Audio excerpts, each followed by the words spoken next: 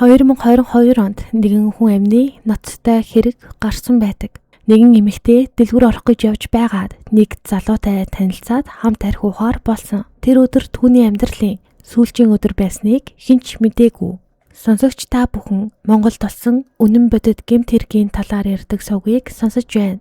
Энэхүү хэргийг сэрэмжлүүлэг болгох үүднээс хүргэдэг бөгөөд нэрсүүд нууцлагдсан байдаг тул та бүхэнд ойлгомжтой байлгах үүднээс төгөөмөл нэрсээр орлолон хүргэж байна.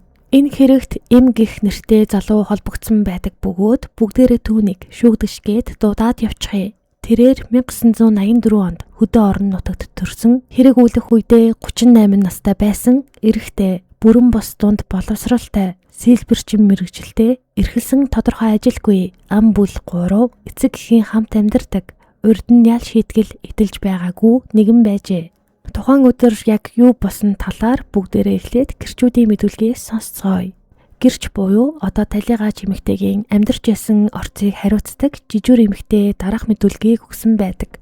Тэрээр мэдүүлэхдээ өөрийн хариуцдаг байранд амьдардаг 50 орчим насны эмэгтэй 15 цагийн үед архинд нэлийн согтсон байдалтай гартаа хогны ут барьчихсан, гарч ирээд хогоо асгаад урагшаа явж байгаа нь жижүүрийн одоо өрөөний цонхоор харагдсан хэмээн мэдүүлдэг. Удалгүй ойролцоогоор 10 гаруй минутын дараа тэр эмэгтэй буцаад ирэхдээ 40 орчим насны эрэгтэй хүн дагуулж ирсэн. Тэр эрэгтэй нь өндөр нуруутай, бор царайтай, үсээ ардаа боосон, хар гүрдэг өмссөн хүн байсан гэж тодорхойлсон. Гэрчийн хэлснээр тэр эрэгтэй архи уугаагүй, эрүүл байх шиг харагдсан бөгөөд гартаа тортой зүйл барьчихсан явж ясан. Тэгээд тэр хоёр байрны гадна байрлах сандал дээр ойролцоогоор 5 минут орчим хамт сууж ягаад хамтдаа орц руу орсон гэж харсан зүйлээ мэдүүлсэн. Цагдаагийн албан хаагч нар хяналтын камерын бичлэгийг шалгасан байдаг бөгөөд одоо тухайн бичлэгт хийсэн тэмдэглэлээс хүргэе. Бичлэг нийтдээ 22 минутын урттай байгаа бөгөөд бичлэг 14 цаг 50 минутаас эхлүүллээ. Бичлэг дээр байрны зүүн тал руу харсан орцны хэсэг, мөн хүүхдийн тоглоомын талбай, автозам зогсоолын хэсгийг харуулж байна. Бичлэгний цаг 14 цаг 53 минутын орчимд талигаач харагдаж байгаа бөгөөд талигаач нь хар өнгийн күүртэг, хар өмд, хар гутал өмссөн, үсээ ардаа боосон байдалтай байсан. Түүний араас шүүгдэж явж байгаа дүрс байх бөгөөд шүүгдэгч нь улаан оруулахтай хар күүртэг, дотор нь хар цамц өмссөн, мөн гартаа цэнхэр өнгийн тортой зүйл барьсан байдалтай харагддаг. Тэр торн дотор нь фанта ундаа болон арх байгаа нь харагдсан. Тэд хоёулаа урдаас хойш чиглэлтэй алхаж, талигаач нь баг зэрэг бүхийсэн алхах явдал нь докторгүй харагдаж байна. Шүүгдэгч нь түүний баруун гарнаас нь хөтөлж, татаад чирсэн байдалтай байрны хойд хэсэгт байрлах хүүхдийн талбай руу очсон нь хяналтын камерт тод харагдаж байна. Тэгээд тэд сандал дээр өөдөөдөөсөө хараад суусан. Камерын цаг 14 цаг 59 минутын орчимд шүүгдэгч супермаркет руу орж гараад дахин ирж сандал дээр суусан. Энэ үйл явдлаас харахад тэд ямар нэгэн зүйлийг хамтдаа ууж байгаа нь харагддаг. Талигаач үе доош тонгоож байсан. Шүүгдэгч түүний нурууг илж байгаа мэт үйлдэл гаргаж байгаанд камерт бичигдэн үлдсэн. Мөн цаг 15 цаг 11 минут 15 секундын орчимд хоёулаа суудлаасаа босоод шүүгдэгч нь талигаачийн зүүн талаас хөтөлж гартаа барьсан цэнхэр тоорыг аваад хамтдаа орц руу орсон байна. Тэд хүүхдийн тоглоомын талбай дээр ойролцоогоор 18 минут орчим хамт суусан камерын бичлэгт бичигдэн үлджээ. Талигаач эмэгтэй нь тухайн байранд ганцаараа амьдрдаггүй байсан бөгөөд 2-3 сарын өмнө хажуу өрөөгөө түрээслүүлэхээр болсон байна. Тухайн хажуу өрөөг нь оюутан хүүхдүүд түрээслэн амьдрдаг байжээ. Ингээд хажуу өрөөг нь түрээсэлдэг гэрч охины мэдүүлгээс хүргэе. Гэрч охин мэдүүлэхдээ хажуу өрөөг өөрийн ихэр болох ануу найз залуу болох отгоо нарын хамт түрээслэн амьдардаг. 2022 оны 10 дугаар сарын 6-ны 12 цаг 30 минутын орчим хичээлдээ явах гээд гарсан бөгөөд манай найз залуу отгоо гэртээ унтаад үлдсэн. Харин манай ихэр өглөө 10 цагийн орчимд хичээлдээ явчихсан байсан. Тэгээд би хичээлээ тараад 17 цаг 50 минутын орчим гэртээ орж ирсэн. Тэр үед манай найз залуу өрөөндөө уцаар тоглоод байж байсан. Тэгээд хувцас солиод би засах өрөө ороод хоол хийж идэх гээд коридор хэсэгт байдаг хөргчөөс мах авах гээд зогсож байтал байрны эзэн гэгчийн өрөөнөөс гадаа хүн байна уу? Туслаарай гэд дуугарсан.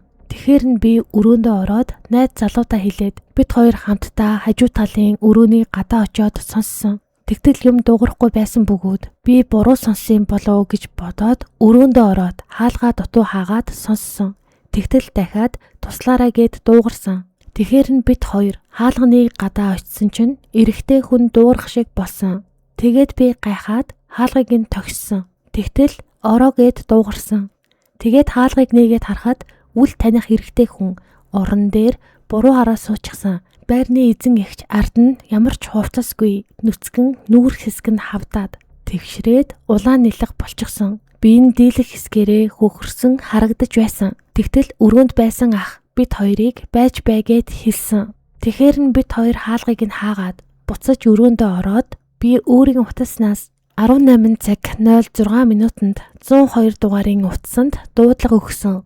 Тэр үед манай найз залуу гараад нөгөө залууг нь бариад авъя гэдээсэн. Тэгэхээр нь би маргааш хөдөө ажилдаа явах гэж байгаа болохоор янз бүрийн хэрэгт холбогдоод дэмий гэж бодоод цагдаа эртэл хараад байж бай гэсэн. Тэгээд нөгөө хүн нь гараад зугтчихж магадгүй гэж ярилцаад хувцсаа өмсөөд гадаа орцны үүдэн зогсож байгаад цагдаа ирэхээр нь хамт орё гэж бодоод үүдний хэсэгт гутлаа өмсөөд сууж байтал байрны эцэгчийн өрөөний хаалга нэгдээд үл таних эрэгтэй хүн гартаа юм барьчихсан. Ардаа нуугаад наашир гэж нэг удаа хэлчихэд толгоогоо хөдөлгөөд бид хоёрыг дуудаад байсан. Тэгээд бид хоёр айгаад шууд гараад хаалгаа гаднаас нь түгжээд байрнаас гараад үүд хэсэгт хараад зогсож байсан. Тэгээд дахиад цагдаа руу залгаад яаралтай ирээрээ гэд хэлсэн. Манай найз залуу бол ороод хараад байж бай. Игчийг алчихвал яах юм гэдээсэн. Би бас айгаад чамайг бас алчихвал яах юм. Гадаа хараад зогсож бай. Цагдаа ирж байна гэсэн.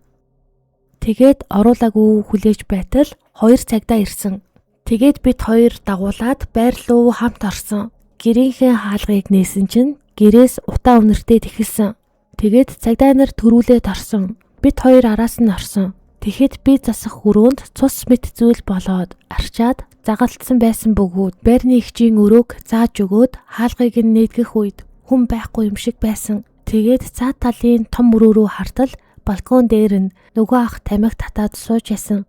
Тэгэхээр нь цагдаа ахад зааж өгөөд би засах өрөөнд эгчийг байгаа байх гэж бодоод нээгээд үцгэд байгаагүй. Тэгтэл цагдаа ах нар нөгөө танихгүй ахыг гавлаад үүдний хэсэгт авч ирсэн. Тэгээд эгчийн өрөө рүү ороод юм яриад байсан. Тэгэхээр нь би өрөөндөө байгаа байна гэж бодоод харсан.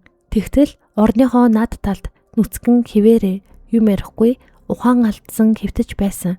Тэгээд намайг түргэн дууд гээд би түргэн дуудаад түргэн ирж үзээд эгчийг аваад явсан. Харин цагдаа нар нөгөө танихгүй ахыг аваад явсан хэмээн мэдүүлэг өгсөн бол түүний найз залуу болох хотгоонд дараах мэдүүлгийг өгсөн. Би өмнө говь аймагт уурхад ажилладаг болохоор ирээд 10 хоног болоод ажилдаа явдаг байсан. 2022 оны 9 сарын 26-ны өдөр ажилласаа ирээд хамт амьдарч байсан. Өнөөдөр буюу 2022 оны 10 сарын 6-ны өдөр би гэрээсээ гараагүй бөгөөд 12 цагийн орчим манай найз охин хичээлдээ явлаа гэд би гаргаж өгөөд хаалгаа дотроос нь цойшлоод би засчаад өрөөндөө ороод унтсан. Тэгээд 1 цаг орчим болоод сэрсэн чинь хүмүүс ирсэн шинжтэй чанга дууралдаад байсан.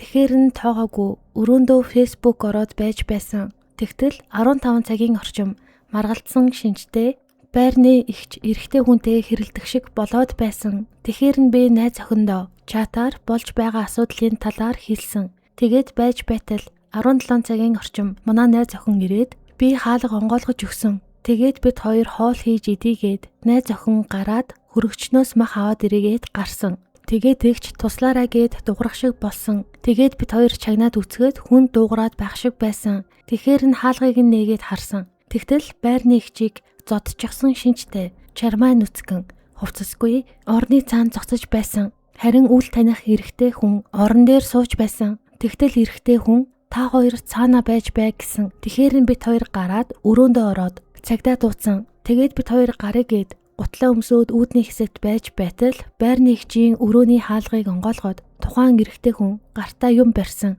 Ардаа нуусан шинжтэй гарч ирээд намайг наашир гээд дуудсан.